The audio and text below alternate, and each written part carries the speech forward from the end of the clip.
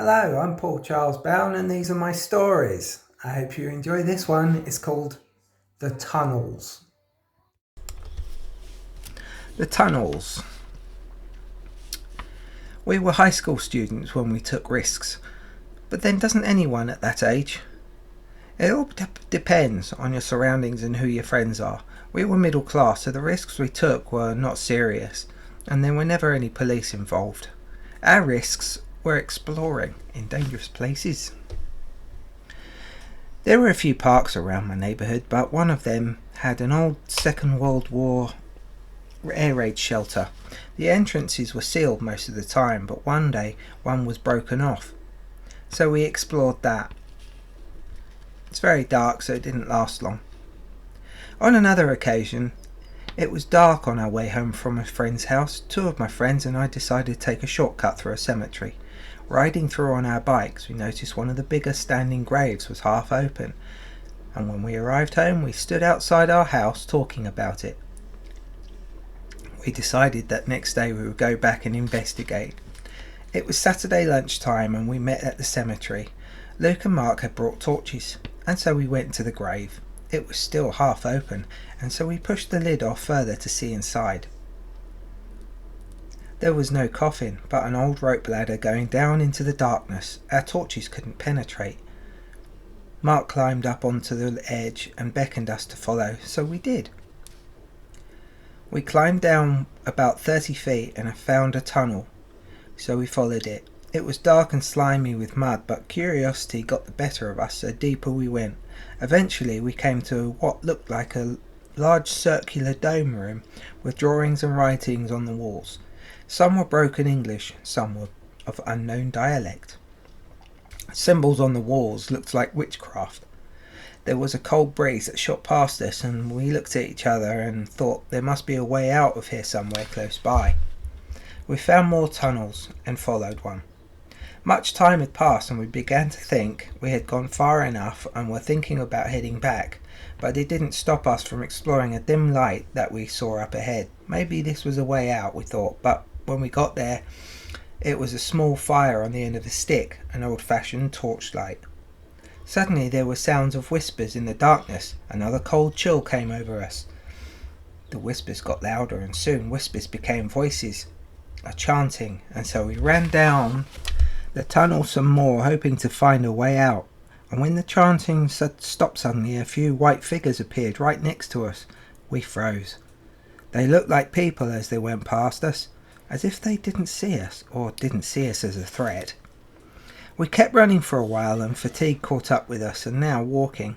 Something touched my shoulder and I froze again. Shining my torch, I found it was a rope ladder. We climbed it frantically, hoping it was a way out. More time had passed, and still the rope ladder led ahead into the darkness above us. More time passed, and we suddenly came to a stop. A heavy concrete roof that was proving difficult to push on, but I managed to push hard enough to move it. Light shone in from a crack that I had made. Each of us had taken it in turns on pushing on the concrete above us, and gradually we made a big enough hole for us to climb out. We found ourselves climbing out of another grave in another cemetery. A priest caught us and asked us to come to the chapel. We were asked what we were doing in there. After telling the priest what we were doing, he told us that during the Second World War the locals used to hide in the air raid shelters that were built into the parks, but some were built a bit deeper into the ground than others. A wall collapsed one night as the earth shook from the bombing. It was a wall that had uncovered an unknown passage into darkness. The military police were called in, but as the bombing was thick and fast, people were told to take refuge in there without regard to the mystery. Some people just assumed it was supposed to be part of the shelter anyway. When the all clear siren came on, everyone came out of the shelters, but this particular shelter only 15 came out instead of 35. The police went in to see if there had been a cave in, but found no one, no problems. We assumed they had gone into the tunnels and gotten lost, but after days of searching no one was found, and so they sealed up the tunnels and stopped using that particular air raid shelter. After the war, The tunnels were uncovered and the army was sent in to look for the lost people. Out of 25 soldiers, only 8 came out and they were unable to speak. All with frightened looks on their faces. They were sent to a psychiatric hospital in Buckinghamshire, and they were never released as they never spoke. So they sealed up the tunnels again and buried the entrance and the air raid shelter. No one has been down there since then. They asked us how we got in and how far we went, and where did we enter. As it turned out, we had walked 15 miles through the tunnels. We also told him that we had a choice of many other tunnels that led off from in a large circle dome into different directions. So we didn't know where we were going. He said there were 12 other churchyards that he knew of where the tunnels can be accessed, but only a select few priests know about them. He also said that he needed to call the other churches in for a meeting, and we were invited. The meeting was in a church hall and tables were set up like a conference room. There were 13 priests and us 3. We were introduced to the rest of the congregation and everyone knew and understood why we were invited. They wanted to know more about what we had seen, and no one of the priesthood had been down there. After the meeting, everyone agreed that it would be best to get the army involved again and to send television cameras down there with live feed. After a week, it was all go. Camera trucks and the army were making their way into the tunnels, and when we were not allowed back in. They said we were too young and untrained, but we watched the live feed in the back of a television truck. We could see that the army were carrying very powerful lights.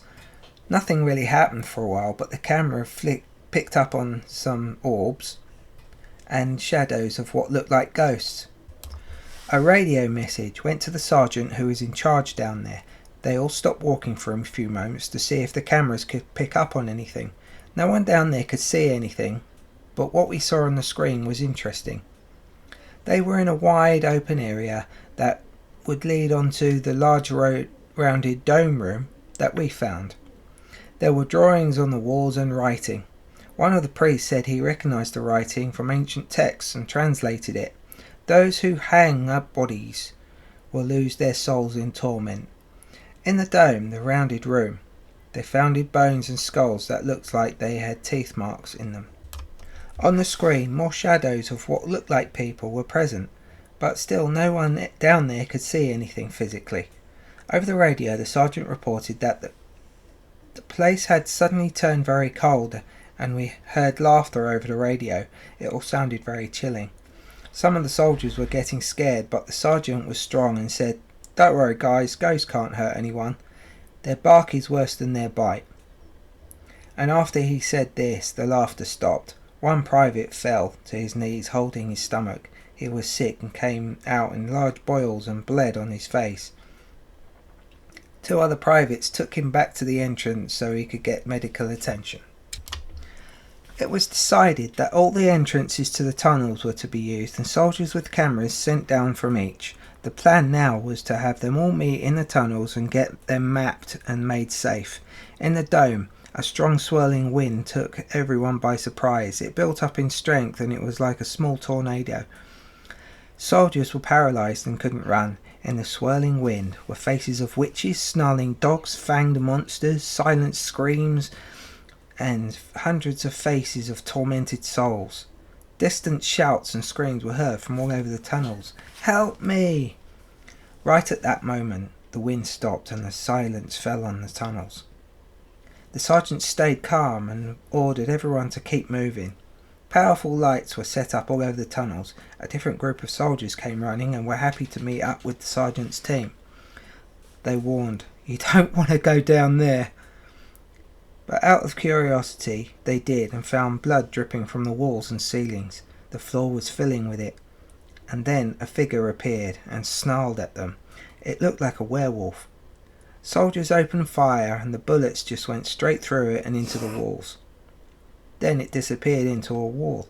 Down a dark tunnel, a small glowing light was approaching and a white ghostly figure of an old man with a lamp and a black cape stopped and said they shouldn't be here and now it's too late. Then, like a distant shout, he shouted, "Too late!" The sergeant ordered, "Keep moving."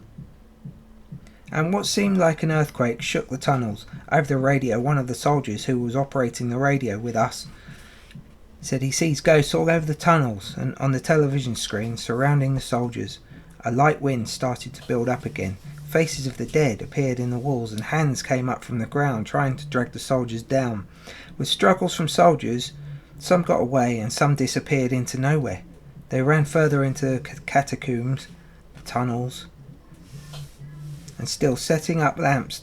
The place was well lit. They came to another dome room. In the centre was an old table covered in dust and rats. An old skeleton was laying chained to it. Skulls and bones were everywhere. Chains nailed to the walls held old skeletons. Over the radio, the sergeant asked if anyone knew of a local spiritual medium. I got onto the internet with the laptop that was next to me in the back of the truck. I searched for a local medium and found a couple of spiritualist churches. I rang them and asked to see someone. I was invited over straight away. My friends and I got on our bikes and in 10 minutes we were there. After telling these 3 men about what was happening, they agreed to come with us and we gave them the address of the operation that was going on. When we all arrived back at the location, the Marines were preparing to go down, and so the mediums were briefed and prepared for what was happening. They were eager to assist. The sergeant's team were still deep in the tunnels and some soldiers were sent back out to rendezvous with the Marines.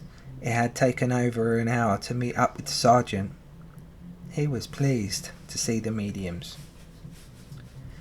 Fear gripped everyone when the swirling wind started to build up again. One spiritual medium said it was full of negative energy and lots of torment. The light that the army set up all over the catacombs went out. The medium saw the evil faces in the wind and decided to try and stop it with the power of God. A bright golden light appeared in the middle of the dome room. It quickly fell silent and calm. The light remained. 3 mediums worked together and beckoned all the tormented souls to enter the light. Orbs and ghosts appeared to them, but none of them soldiers could see them. Except for the sergeant, who was a bit of a spiritualist himself. He just observed and watched what was going on. 4 beautiful figures appeared from the light, helping ghosts to enter.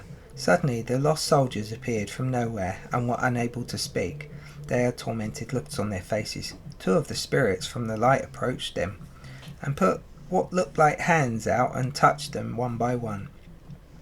The soldiers' hearts glowed in the dark and calm fell upon them, and they seemed very happy and content. When all the ghosts had gone into the light, the 3 mediums seemed to be in conversation with the light beings. The lamps that the soldiers had set up came back on and the tunnels were very well lit. The light beings re-entered the light and it disappeared.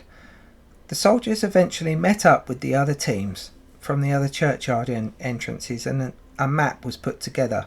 They found the nearest exit and by the end of the day everyone was out and accounted for. Even the lost souls that seemed to have been trapped down there for hundreds of years had been rescued into the light. They sealed all the entrances to the catacombs, the tunnels, and just before the last one was covered, the 3 spiritual mediums and the sergeant peered in and all witnessed that same glow from the spiritual bright golden light reappeared. Then they all knew that the spirit world were there to combat the evil that dwelled within. The end. Thanks for watching my video. Hope you enjoyed the tunnels. Like and subscribe if you want more. If you want to see more stories. Thanks for watching. Ciao.